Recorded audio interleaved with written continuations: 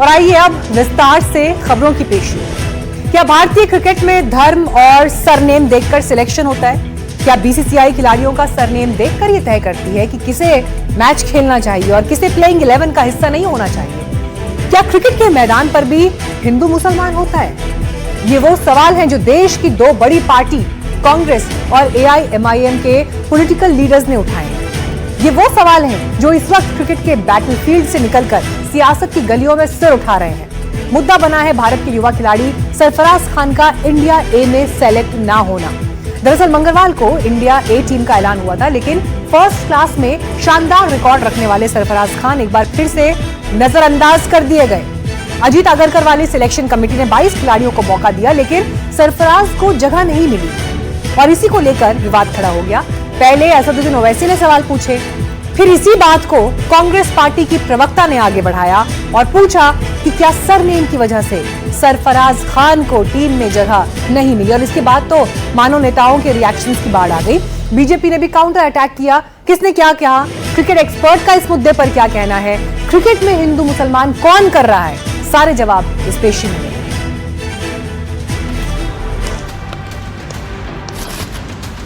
सरफराज खान को लेकर बवाल क्यों मचा है?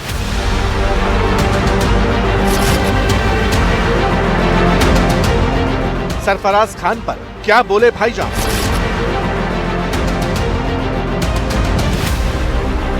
कांग्रेस को क्रिकेट में हिंदू मुसलमान दिखा। अभी तक क्रिकेट को लेकर कहा जाता रहा है कि यहां सब कुछ ट्रांसपेरेंट सिस्टम से चलता है, सिर्फ मेरिट पर खिलाड़ियों का सिलेक्शन होता है। लेकिन क्या क्रिकेट भी सियासत का शिकार हो रहा है? क्या खेल में भी धर्म का एंगल देखा जा रहा है? ये सवाल हम नहीं बल्कि इस देश की दो बड़ी पार्टियों के नेताओं ने उठाए हैं।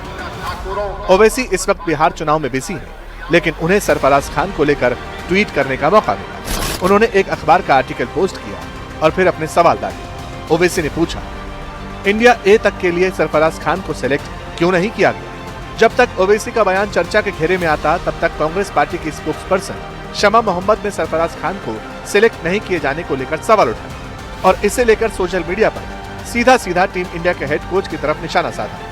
डॉक्टर शमा मोहम्मद ने लिखा, क्या सरफराज खान का सिलेक्शन उनके सरनेम की वजह से नहीं हुआ? सिर्फ ऐसे ही पूछ रही हूँ, क्योंकि हम जानते हैं कि इस मामले में गौतम गंभीर का रुख क्या है। वैसे सरफराज खान को लेकर बात इसलिए हो रही है क्योंकि उनको लेकर कई एक्सपर्ट्स ने सवाल उठाए हैं। घरेलू क्रिकेट में पिछले 5 सालों में उन्होंने 110 से ज्यादा के औसत से 5 और 10 शतकीय पारियां खेली हैं।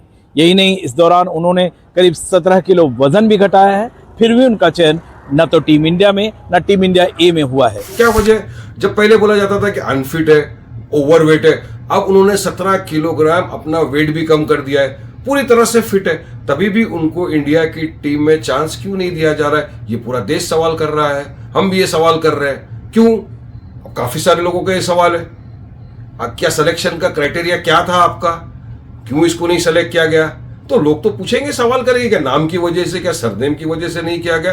तो ये है हमारी बात। सेलेक्टर्स को बताना चाहिए इनको सिलेक्शन क्यों नहीं। यंग टैलेंट को आप इस तरह से बर्बाद नहीं कर सकते। एक मरतबा रोहित शर्मा को पूछा गया कि आपके 4 कौन फेवरेट है जिसके साथ आप डिनर पे जा सकोगे, जब रोहित शर्मा कैप्टन थे। उन्होंने 4 का नाम लिया, उसमें नाम था सरफराज खान। ये इस वैल्यू के लड़के को अगर आज आप सिलेक्शन में नहीं लेते हो तो देश तो सवाल करेगा। हालांकि बात निकली तो सियासत से लेकर पूर्व खिलाड़ियों तक ने इस मुद्दे पर तीखे रिएक्शन दिए। बीजेपी ने इन पोस्ट को लेकर किस तरह रिएक्ट किया, पहले ये सुन लीजिए। भारत के लिए क्रिकेट एक रिलीजन की तरह है, पर क्रिकेट में भी रिलीजन को घुसाने का काम कांग्रेस पार्टी कर रही है। कांग्रेस क्रिकेट में सियासत और कम्युनलिज्म दोनों लाने की कोशिश कर रही है। भारत का बंटवारा मजहब के आधार पर करके इनका पेट नहीं भरा, तो अब क्रिकेट टीम का बंटवारा, हमारे प्लेयर्स इन ब्लू का बंटवारा भी मजहबी आधार पर करना चाहते हैं, जाति के आधार पर करना चाहते हैं। कांग्रेस पार्टी और उसकी प्रवक्ता अब इंडियन क्रिकेट टीम को सांप्रदायिक चश्मे से देख रहे हैं। इंडियन खिलाड़ी और इंडियन क्रिकेट टीम के अंदर जो मेंबर होते हैं उनको कभी भी धर्म के चश्मे से नहीं देखा गया। वो देश के लिए खेलते हैं, एक से एक खिलाड़ी हैं और किसी का धर्म देखकर बीसीसीआई निर्णय नहीं करती। अब यह पहला मौका नहीं है जब किसी राजनेता ने टीम इंडिया में किसी खिलाड़ी की अनदेखी को लेकर सवाल उठाए। करीब 1.5 महीने पहले ही एशिया कप को लेकर कांग्रेस नेता शशि थरूर ने भी संजू सैमसन की तरफदारी में एक्स पर पोस्ट किया था। इस बार कांग्रेस प्रवक्ता ने सीधे तौर पर गौतम गंभीर पर सवाल डाले। Forgets that India has been led by Mohammad Azharuddin for 12 years. And we've got many players, current also, Mohammad Shami, Siraj, even in this team, where Sarfaraz has not been taken, there's Khalid Mohammad is there, Siraj is there. You have to understand, but I still believe that Sarfaraz should have been there. And that is an entirely different topic. That is a cricketing topic where we can debate, and our opinion is different to selector's opinion. But that doesn't mean that you give this shape and tenor of being him from a particular community. I mean, then you are maligning all the other cricketers and maligning the system, and it's a big insult to the Indian cricket system. दरअसल south Africa ए team के लिए भारतीय ए team को select किया गया, मगर अच्छे performance के बाद भी सरफराज को जगह नहीं मिली। इससे लेकर खेल के संदर्भ में बात हो रही है, उनको नहीं लिया जाने को लेकर डिस्कशंस हो रही हैं क्रिकेट के एंगल से, लेकिन किसी ने धर्म का एंगल नहीं जोड़ा।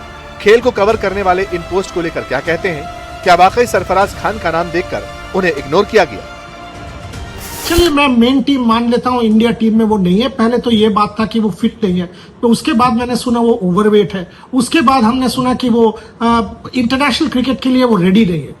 यार, इंटरनेशनल क्रिकेट अगर कोई बंदा खेलेगा ही नहीं तो वो रेडी होगा या नहीं होगा आपको पता कैसे चलेगा? आपने उनको चांस दिया है क्या इंग्लैंड में खेलने के लिए? आपको उनको ऑस्ट्रेलिया में खेलने के लिए अरे चांस तो दीजिए, फेल करने का मौका तो दीजिए, उसके बाद डिसाइड कर लीजिए वो बंदा खेल सकता है या नहीं खेल सकता है। ये सरफराज खान वाला मुद्दा बहुत ही स्ट्रेंज सा मुद्दा है कि उनको कोई ना कोई रीजन से, पहले ओवरवेट, फिर अनफिट, फिर इंटरनेशनल क्रिकेट के लिए रेडी नहीं, फिर ही doesn't have the game for overseas tours. अगर आप चारों तरफ देख ले, there is always a reason कि सरफराज खान को बाहर रखा जा रहा है। That is the question. वैसे जहां तक सिलेक्शन और नॉन सिलेक्शन का सवाल है, तो इसे लेकर खिलाड़ियों की नाराजगी सामने आती रही है। थोड़े दिन पहले ही मोहम्मद शमी ने भी टीम इंडिया में नहीं चुने जाने को लेकर नाराजगी जाहिर की थी। मैं पहले भी बोल चुका हूँ, ये मेरे हाथ में नहीं है, और अगर ऐसा फिटनेस का कोई इशू है तो मैं यहाँ नहीं होना चाहिए था। तो मुझे नहीं लगता कि मुझे इस चीज़ में बोलने की ज़रूरत है। अगर मैं पहले भी बोला हूँ, अगर मैं 4 डे खेल सकता हूँ तो 50 ओवर भी खेल सकता हूँ। हालांकि इन बातों का जवाब एनडीटीवी के मंच से ही दिया गया। खुद चीफ सिलेक्टर अगरकर ने कहा था कि शमी अगर फिट होते तो फिर टीम के साथ प्लेन में होते। Again, look, he's been an incredible performer for India. If he said something, maybe that's a conversation for me to have with him or him to have with me. But even before England, we said if he was fit, he would have been on that plane. Unfortunately, he wasn't, and our domestic season has just started. So we'll see if he's fit enough, and we'll see where it goes, because this is the first round of Ranji games that's going on. We'll find out in a couple more games if he's fit. Look, with his quality, if he's bowling well, why would you not want to have someone like a Shami? इसका मतलब ये है कि कहीं ना कहीं कुछ तो जरूर था जो खिलाड़ियों को इस तरह ओपनली फिटनेस को लेकर कहना पड़ा, और फिर चीफ सिलेक्टर की सफाई आई। खैर, बात शमी से निकलकर अब सरफराज खान तक पहुंच गई। उम्मीद है कि इस तरह की खबरों पर तार्किक विराम लगे, क्योंकि इससे सिर्फ खेल का ही नुकसान होगा। एक दूसरे को लेकर परसेप्शन क्रिएट होंगे और हमारी टीम ये अफोर्ड नहीं कर सकती।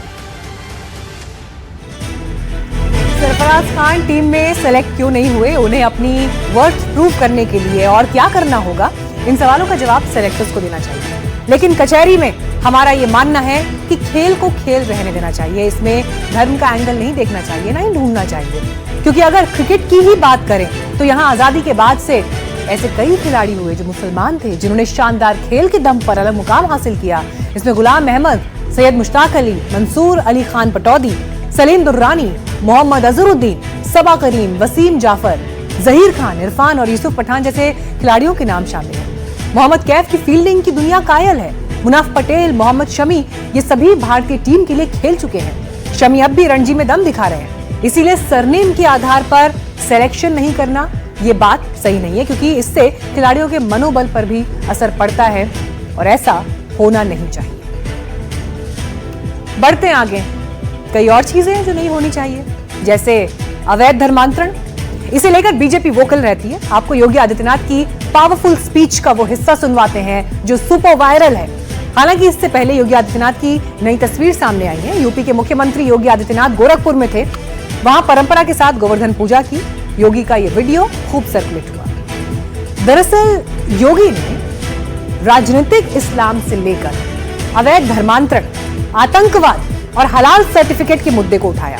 65 मिनट की स्पीच में राष्ट्र विरोधी एलिमेंट्स को चेतावनी दी, लोगों को सतर्क रहने की सलाह दी। लेकिन नोट करने वाली बात यह है कि योगी की स्पीच में ये सारे मुद्दे इंटरकनेक्टेड हैं। सवाल है कैसे, किस तरह योगी आदित्यनाथ ने पॉलिटिकल इस्लाम और अवैध धर्मांतरण का सिंडिकेट समझाया, ये रिपोर्ट में।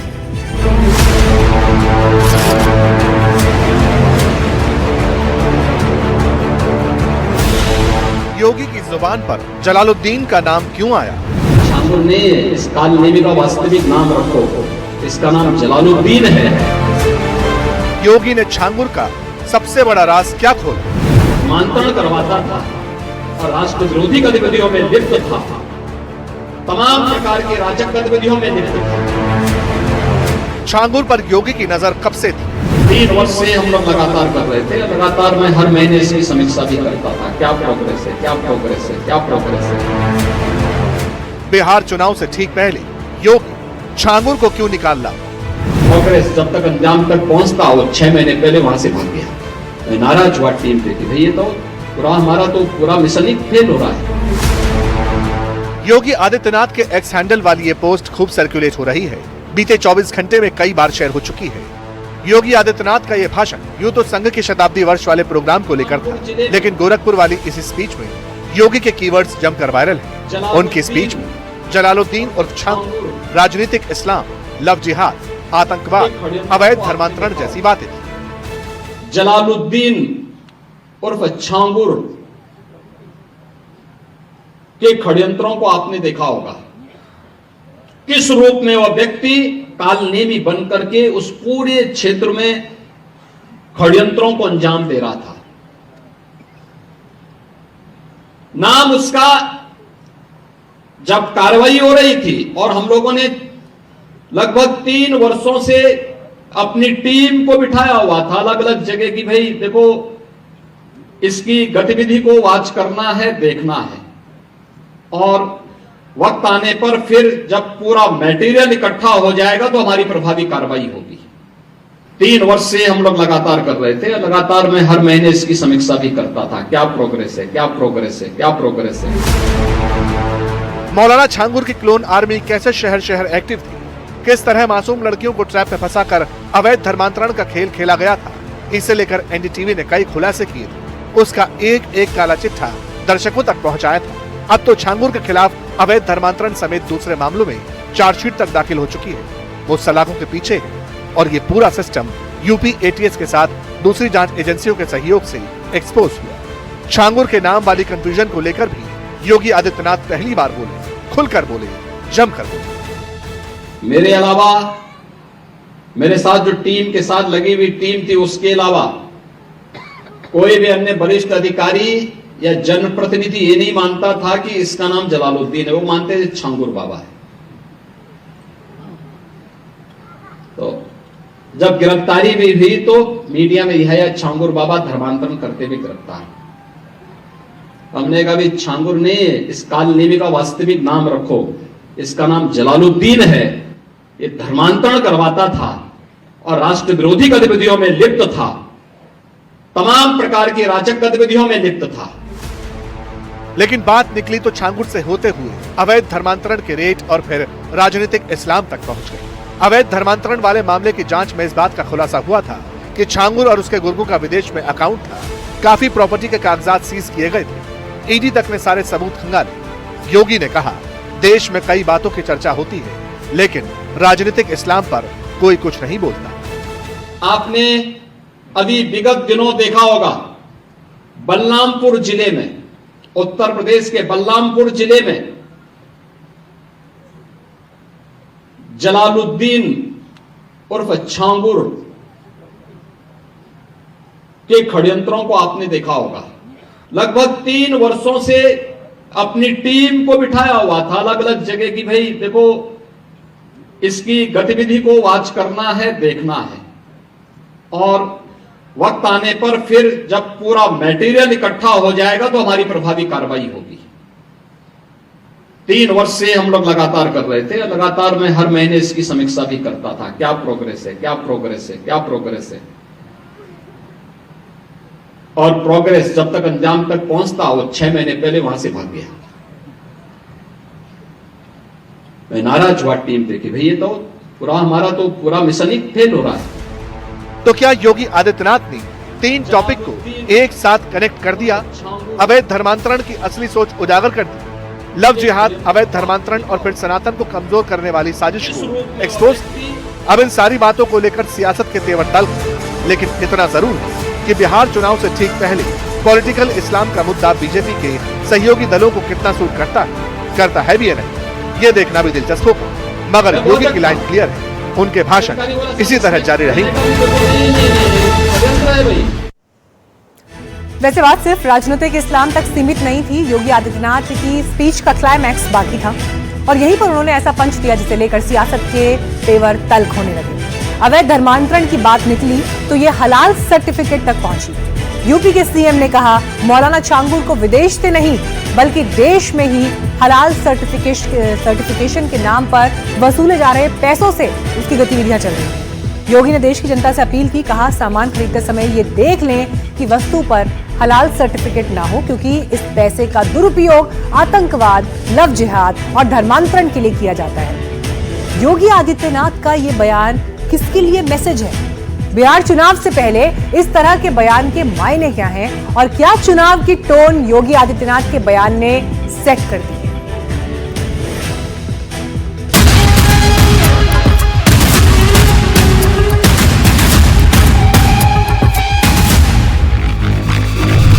हलाल सर्टिफिकेट पर योगी का हल्ला बोल।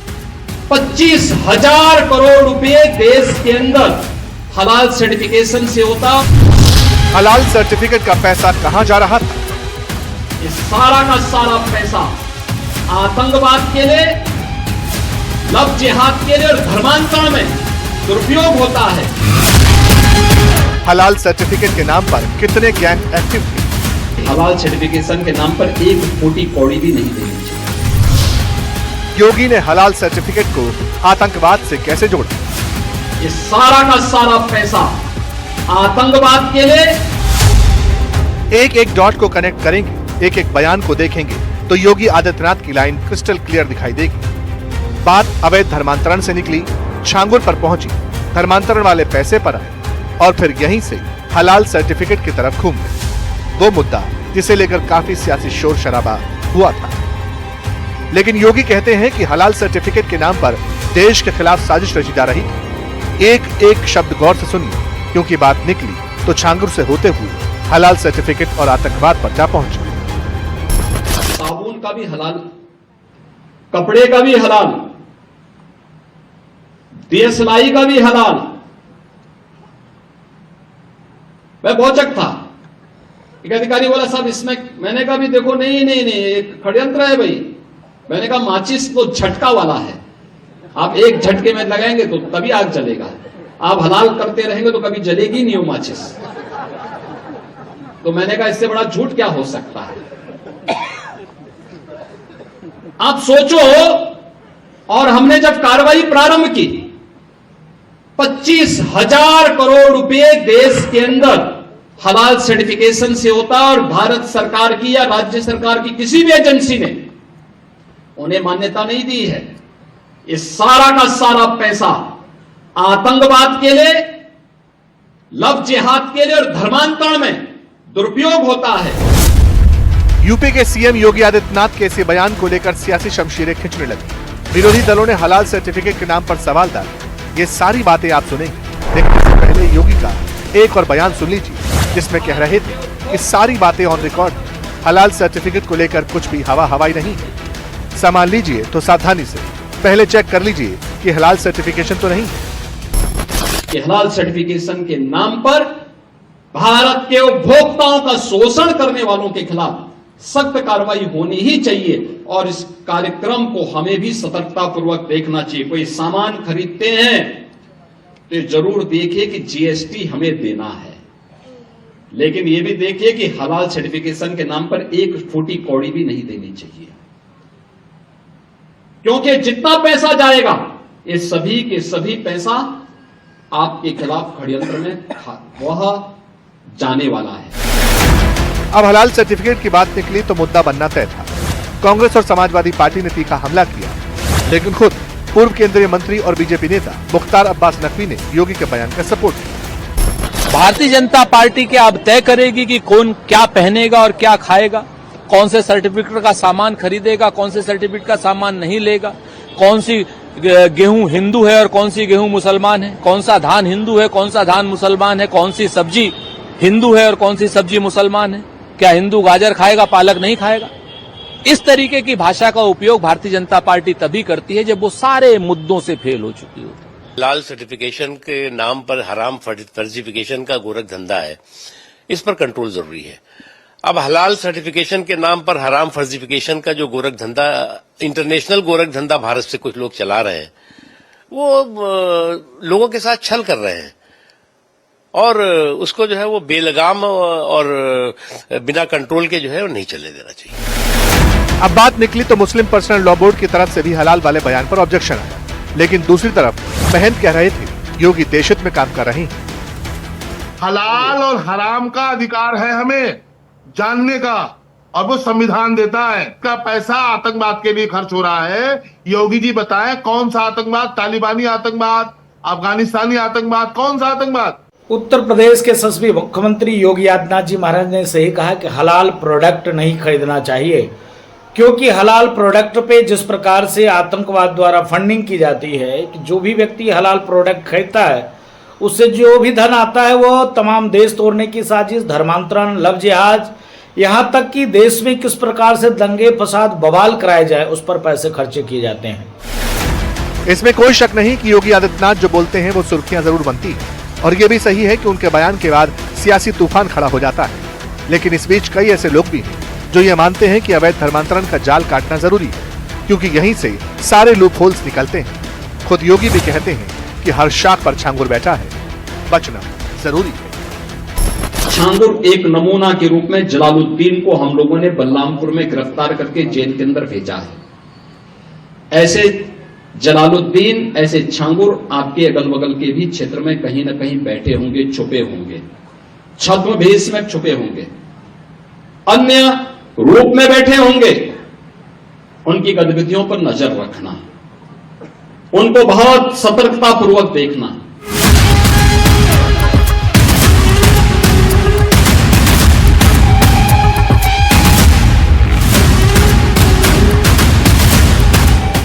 अब ये भी जान लीजिए कि आखिर हलाल सर्टिफिकेट क्या होता है, ये सर्टिफिकेट देता कौन है। दरअसल आपको बता दें, हलाल सर्टिफिकेशन इस बात की गारंटी माना जाता है कि सर्टिफाइड प्रोडक्ट को मुसलमानों के हिसाब से बनाया गया, जिसका सीधा मतलब ये है कि उसमें किसी तरह की मिलावट नहीं है, प्रोडक्ट में किसी ऐसे जानवर या उसके बाय प्रोडक्ट का इस्तेमाल नहीं हुआ है जिसे इस्लाम में हराम माना जाता है। हलाल सर्टिफिकेशन वेज और नॉन वेज दोनों तरह के प्रोडक्ट्स के लिए होता है। अब सवाल ये भी है कि आखिर कौन ये सर्टिफिकेट देता है, क्योंकि भारत में नियमों के मुताबिक FSSAI सभी खाद्य पदार्थों का सर्टिफिकेशन करता है, लेकिन हलाल सर्टिफिकेट तो नहीं देता है। तो फिर कैसे प्रोडक्ट्स को हलाल सर्टिफिकेट मिल रहा है, अब ये भी जान लीजिए। भारत में कुछ प्राइवेट कंपनीज हैं जो हलाल सर्टिफिकेशन देती हैं। इन कंपनीज में Halal India private limited, Halal certification services India private limited, Jamiat Ulamae Hind और जमीयत उलेमाए हिंद हलाल ट्रस्ट शामिल है। जबकि मुस्लिम आबादी वाले देशों की अगर बात करें तो अगर वहां किसी कंपनी को खाने पीने का सामान बेचना होता है तो वो हलाल सर्टिफिकेशन लेती है। दुनिया भर में कई इस्लामिक देशों में सरकार द्वारा हलाल सर्टिफिकेशन किया जाता है।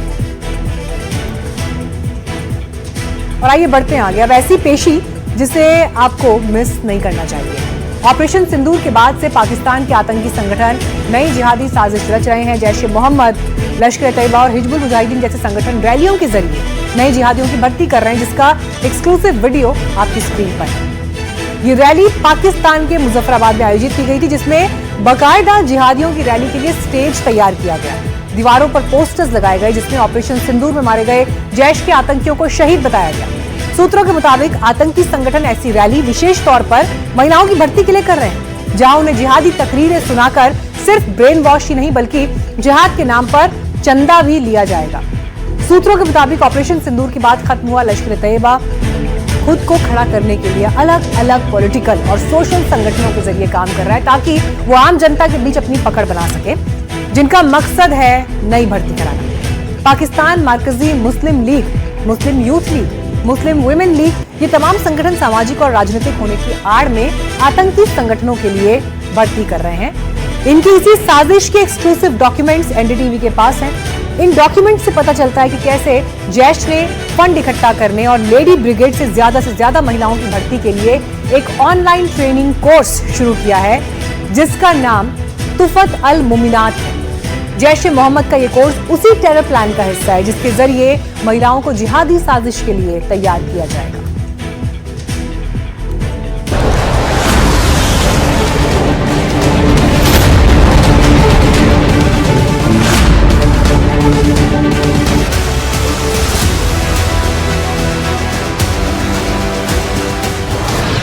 ऑपरेशन सिंदूर से टूटी कमर, अब जैश की महिलाओं पर नजर।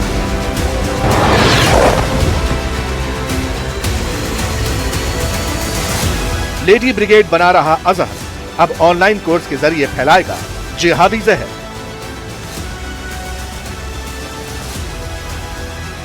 अपने आतंकी नेटवर्क को फैलाने के लिए जैश ए मोहम्मद नया हथकंडा अपना रहा है। महिलाओं की आड़ में जिहादी साजिश रच रहा है। बाकायदा इसके लिए ऑनलाइन ट्रेनिंग कोर्स की शुरुआत की गई है, जिसका नाम तुफत अल मुमिनात रखा गया है। सबसे खास बात यह है कि इस ऑनलाइन ट्रेनिंग कोर्स का नेतृत्व मसूद अजहर की दो बहन सादिया अजहर और समैरा अजहर करेंगी। इसके साथ जैश नेताओं के परिवार के महिला सदस्य और जैश के कमांडरों के रिश्तेदार भी इसमें शामिल, जो ऑनलाइन ट्रेनिंग कोर्स से जुड़ने वाली महिलाओं को जिहाद और इस्लाम के लिए कर्तव्यों के बारे में सिखाएंगे। 8 नवंबर से शुरू होने वाला यह भर्ती अभियान ऑनलाइन ही आयोजित होगा। इस कोर्स से जुड़ने के लिए 500 पाकिस्तानी रुपए डोनेशन देना होगा और फिर हर दिन 40 मिनट का लेक्चर होगा। इसी ऑनलाइन ट्रेनिंग कोर्स के जरिए इन महिलाओं को तुफत अल मुमिनात में शामिल होने के लिए बरगलाया जाएगा। सूत्रों ने बताया कि मसूद की छोटी बहन सादिया अजहर को जमात का कमान सौंपा गया है। सादिया के पति यूसुफ अजहर मई में बहावलपुर जैश मुख्यालय में ऑपरेशन सिंदूर के दौरान भारतीय हवाई हमले के दौरान मारा गया था। हालांकि इस महीने की शुरुआत में एनडीटीवी ने खुलासा किया था और बताया था कि कैसे यूएन द्वारा घोषित आतंकवादी संगठन जैश ए मोहम्मद एक महिला ब्रिगेड तैयार कर रहा है। बाकायदा 8 अक्टूबर को मसूद अजहर ने इसके नाम जमातुल मुमिनात का ऐलान भी किया था, लेकिन अब महिलाओं की भर्ती के लिए बनाए गए ट्रेनिंग कोर्स के एक्सक्लूसिव दस्तावेज सामने आने से जैश का पूरा टेरर प्लान एक्सपोज हो चुका है। खुफिया सूत्र बताते हैं कि प्रचार सामग्री में मक्का मदीना की तस्वीरें, कुरान की आयतें और अल्लाह के नाम से शुरू जैसे संदेश शामिल हैं, ताकि इसे धार्मिक रूप दिया जा सके। शुरुआत में महिलाओं को आध्यात्मिक और धार्मिक शिक्षा के नाम पर जोड़ा जाता है, फिर बाद में कट्टरपंथी विचारधारा और जिहादी सोच से उन्हें प्रभावित भी किया जाता है। जैश ए मोहम्मद का प्लान इतना भर नहीं है। खुलासा तो यह भी हुआ है कि लेडी ब्रिगेड में भर्ती के लिए चलाए जा रहे ऑनलाइन ट्रेनिंग कोर्स के सर्कुलर में भावनात्मक बातें भी लिखी गई हैं, जिससे पढ़ी लिखी और शहरी मुस्लिम महिलाएं भी ब्रेन वॉश हो सके और फिर उन्हें इस जिहादी प्लान में शामिल किया जा सके।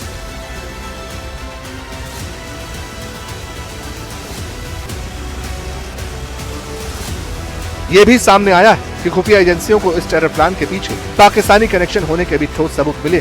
खुलासा हुआ है कि जैश ए मोहम्मद की लेडी ब्रिगेड का नेटवर्क हिंदुस्तान के जम्मू कश्मीर, उत्तर प्रदेश और साउथ इंडिया के कुछ इलाकों में एक्टिव है। सोशल मीडिया, व्हाट्सएप ग्रुप और कुछ मदरसों के जरिए इस नेटवर्क की गतिविधियां फैल रही हैं। रिपोर्ट में यह भी बताया गया है कि जैश की lady brigade cell based structure पर काम कर रही है, मतलब अलग अलग छोटे ग्रुप्स सोशल मीडिया या मदरसों के जरिए भर्ती, चंदा जुटाने और संदेश फैलाने का काम कर रही है। लेकिन सवाल है कि जब ऑपरेशन सिंदूर के बाद आतंकी संगठन जैश की कमर पूरी तरह टूट चुकी थी, तो उसे दोबारा पालने पोसने का काम किसने दिया? कहां से मसूद अजहर में इतनी हिम्मत आई कि वो दोबारा आतंकी संगठन को खड़ा कर सके? दरअसल ऑपरेशन सिंदूर के बाद शहबाज सरकार ने ऐलान किया था कि जितने भी लोग मारे गए सभी के परिजनों को 1-1 करोड़ रुपए की सहायता राशि दी जाएगी। इस ऑपरेशन के दौरान मसूद के परिवार में भी 14 लोग मारे गए थे, जिसके सीधा मतलब है कि पाकिस्तान की सरकार ने शुहाद पैकेज के नाम पर खुलेआम मसूद को 14 करोड़ रुपए देने का ऐलान किया था।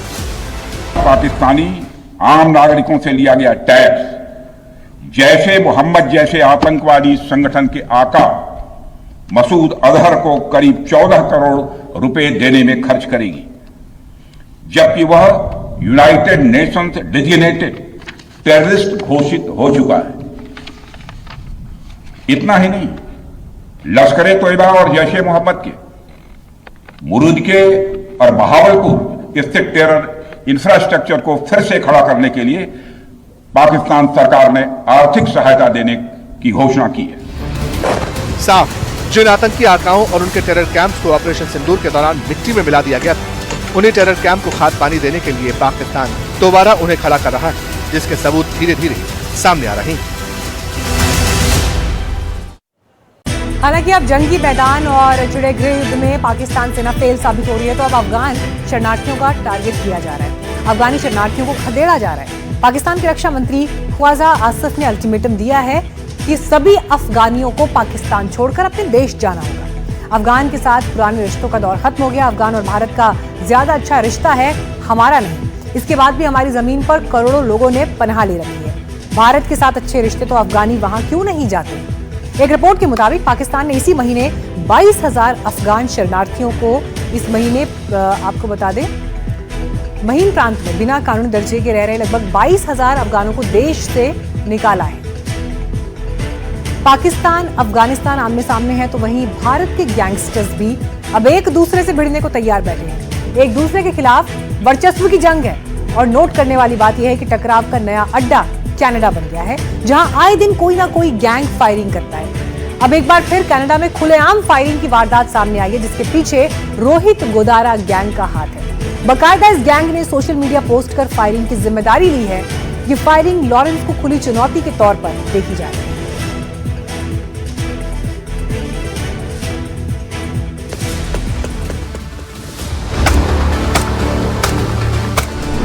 भारतीय गैंगस्टर कनाडा में गैंग वॉर। गैंग वॉर का नया अड्डा बन रहा कनाडा। आमने सामने बिश्नोई गोदारा गैंग। कनाडा में एक बार फिर फायरिंग हुई है। जानकारी के मुताबिक ये फायरिंग रोहित गोदारा गैंग ने करवाई। ये फायरिंग पंजाबी सिंगर तेजी कहलो पर हुई। रोहित गोदारा गैंग ने दावा किया है कि कनाडा में पंजाबी सिंगर को गोली मारी गई है। ये भी दावा किया जा रहा है कि इसमें कहलो के पेट में गोली लगी है। इसकी जिम्मेदारी और जानकारी देने के लिए गैंग के एक सदस्य ने सोशल मीडिया पर पोस्ट जारी की। पोस्ट में लिखा है, जो ये रोहित गोदारा है, लोरस भाई को गदार बोलता है। जग जाहिर है, सबको पता है गदार कौन है। लोरस भाई ने इनको बनाना जानता है, मिटाना भी जानता है। ये रोहित गोदारा जो हैशटैग में सभी भाइयों का नाम लिखता है, सब गाली देते हैं, सिर्फ ये फेम के लिए लिखते हैं। शुरुआत इन लोगों ने करी है, खत्म हम करेंगे। मैं आरजू बिश्नोई और हैरी बॉक्सर चला रहे हैं। इस सोशल मीडिया पोस्ट में आगे लिखा गया है कि मैं आपको बता दूं, इस गद्दार के चक्कर में आके किसी ने हमारे भाइयों की तरफ देखा या इसको किसी ने फाइनेंशियल सपोर्ट किया और हमें पता लग गया, तो उसके घर परिवार तक को नहीं बख्शा जाएगा, उसका विनाश ही कर देंगे। ये चेतावनी सभी भाइयों और बिजनेसमैन, बिल्डर, हवाला व्यापारी और जो भी हो, किसी ने भी मदद की तो वो हमारा दुश्मन होगा। पोस्ट में आगे लिखा है, अभी तो शुरुआत हुई है, आगे आगे देखो होता है क्या। रोहित गोदारा गैंग ने जिस पर गोलीबारी की है वो तेजी कहलो एक गायक है। उस पर इस तरह का हमला गोदारा गैंग ने इसलिए किया क्योंकि उनका कहना है कि तेजी उनके विरोधियों की मदद कर रहा था और पैसे भी पहुंचाता था।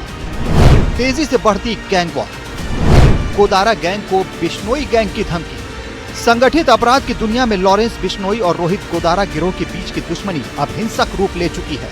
इसकी गूंज कनाडा और अमेरिका तक सुनाई दे रही है। 18 अक्टूबर को अमेरिका के कैलिफोर्निया में गोलीबारी हुई थी। ये गोलीबारी लॉरेंस के सहयोगी हैरी बॉक्सर पर की गई। गैंगस्टर रोहित गोदारा ने एक फेसबुक पोस्ट के जरिए कैलिफोर्निया में हैरी बॉक्सर पर हुए हमले की जिम्मेदारी ली। गोदारा ने दावा किया कि उसने और गोल्डी बराड़ ने मिलकर इस हमले की योजना बनाई थी, जिसमें बॉक्सर का एक सहयोगी बनवारी गोदारा मौके पर ही मारा गया, जबकि दूसरा गोली लगने से घायल हो गया था। ये कहा जा रहा है कि घटना के समय बॉक्सर वहां नहीं था।